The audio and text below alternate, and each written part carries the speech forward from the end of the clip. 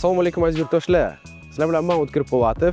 Bugun O'zbekistondagi eng katta o'qish muammolaridan birini gapirib bermoqchiman. Sababi bizni auditoriya universitetga kirayotgan, kirib o'qiyotgan va o'qib bitirgan bolalar bo'lganligi uchun bu masalani sizlarga yetkazishim ham farz, ham qarz. Agar shu mavzu qiziq bo'lsa, mana shu video 1000 ta layk yig'sa, kommentariyalarda kerakli savollar bo'lsa, bu temani yana ham chuqurroq, yana ham kengroq sizlarga olib chiqib tushuntirib berishga men tayyor. Yo, bu App Center.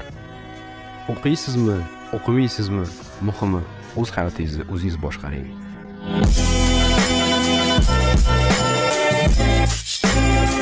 Biz sizga magistratura joylari taklif qilish imkoniyatiga egamiz. Faqat o'qish Rossiya territoriyasida bo'ladi. Faqat o'qish magistratura. Magistraturada o'qiyotgan bolalar sizlarning nazarlaringni katta yaderniy universitetlar, chunki O'zbekistonda AES qurilyapti. Temir yo'l universitetlari. O'zbekistonda temir yo'l juda kuchayadi, juda katta tarmoqlar yo'lga qurilyapti.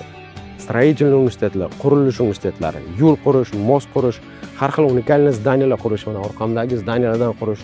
Mana bunaqangi qurilishlarda pul. O'zbekistonda bunaqangi qurilish ham qattiq ketyapti.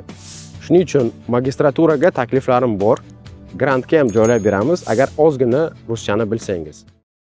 Hurmatli ukalar, ota-onalar, xabarlarim bor. O'zbekistonda 4 yil oldin davlat universitetlarini joy yetmaganligi tufayli juda ham ko'p OTMlar xususiylashib ketdi.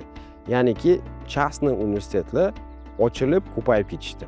OTM deganda oliy ta'lim muassasalari deganni nazarda tutyapman. Xususiy OTMlar bu juda ham ko'p yurtdoshlarimizga, juda ham ko'p ukalarimizga imkoniyat berdi. Vatandan ketmasdan o'zining davlatida o'qib, universitetlarni tugatib, diplom olish imkoniyatini yo'lga qo'yildi. Bu yaxshimi? Yaxshi. Endi hozir sizlarga shu narsani global tushuntirib berishga harakat qilaman, sababi bu videodan keyin sizni tushunchangiz o'zgaradi, dunyo qarashingiz o'zgaradi, qaror qabul qilishda kerakli narsalarga e'tibor berishga harakat qilasiz. Qarang, davlatda 1,5 millionta bola maktab tugatadi. Davlat universitetlari ichida faqat 150 mingtaga joy bor xolos. Bu taxminiy raqamlar, no haqiqatga yaqin. To'yist bitta joyga 10 ta odam, 10 dan biri kira oladi. Davlat nima qildi? 4 yil oldin to'ldirib частный universitetlar ochib tashladi. Хорошо, отлично. 1,5 milliontaga hammaga joy bormi? Bor. Marhamat, kirib o'qib ta'lim olinglar. No, u 4 yil qarabsizki o'tdi, tugadi. Endi ana shu 1,5 millionta xususiy universitetlarda ta'lim olgan yurtdoshlarimiz savodsiz yurtdoshlarimiz deb ayta olaman, chunki yangi ochgan universitet sizlarga kuchli ta'lim bermaydi. Bitta professor 5 ta universitetga ishga joylashib qo'ygan. U hammasining ichida yugurib beradi. Darslar vaqtida bo'lmaydi, darslar chuqur bo'lmaydi.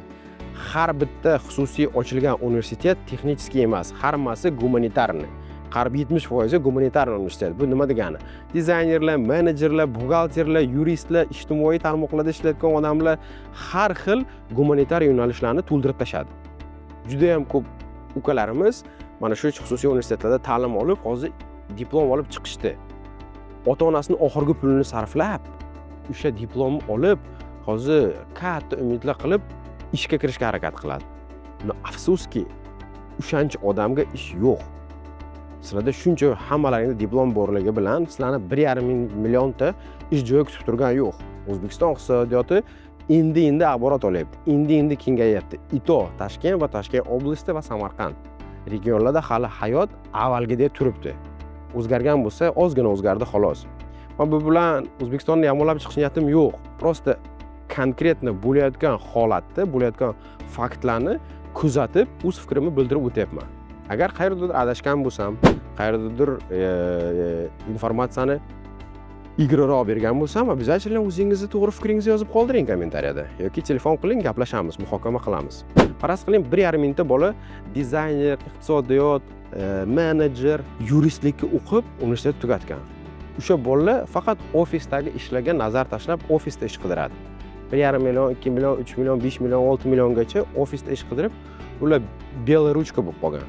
Hech qaysisi borib konkretni zavodda ishlamaydi, hech qaysisi borib stroykada ishlamaydi. Agar hayot majbur qilmasam. Endi qarangki, bu bolalarni ko'pi ofisda 1 yil 2 yil yurib, ofisni ishi joniga tegib, oyligiga ko'tarila olmasligini, o'sishni imkoniyati yo'qligini sezgandan keyin hammasi ishni tashlab qayerga boradi? Kiraga boradi, kira qiladi. Agar bu narsa men o'zim o'ylab topdim deb o'ylasangiz, net. Bu muammo bilan Xitoy ham duch kelgan. Xitoyda bu muammo mana ekranda chiqdi nomi, mana shuni internetdan ko'rib chiqsanglar bo'ladi. Mana shu nom bilan aytiladi. Bu sindrom, mana shu sindrom Xitoyni juda ham iqtisodiyotini orqaga surishga sabab bo'lgan. Chunki odam ko'p, diplom ko'p, ish yo'q. Bu nimaga olib keladi? Diplom inflyatsiyasiga olib keladi. Qisqasi yechimi bor. Siz o'qib ko'rdingiz, kontrakt to'lab, diplom oldingiz, hayotingiz o'zgarmadi. Boshqa davlatlarga chetga chiqishga qaror qildingiz. Обязательно bizga murojaat qiling. Biz sizga qanaqa yechim berishni точно bilamiz. Qisqasi shu videoni o'z nihoyasiga yetkazdim. Agar shu mavzu qiziq bo'lsa, mana shu video 1000 ta like yig'sa, kommentariyalarda kerakli savollar bo'lsa, bu temani yana ham chuqurroq, yana ham kengroq sizlarga olib chiqib tushuntirib berishga men tayyor. Video yoqqan bo'lsa, sizlardan bitta like, biz videoni yakunlaymiz. Keyingi videolarda ko'rishguncha, xayr.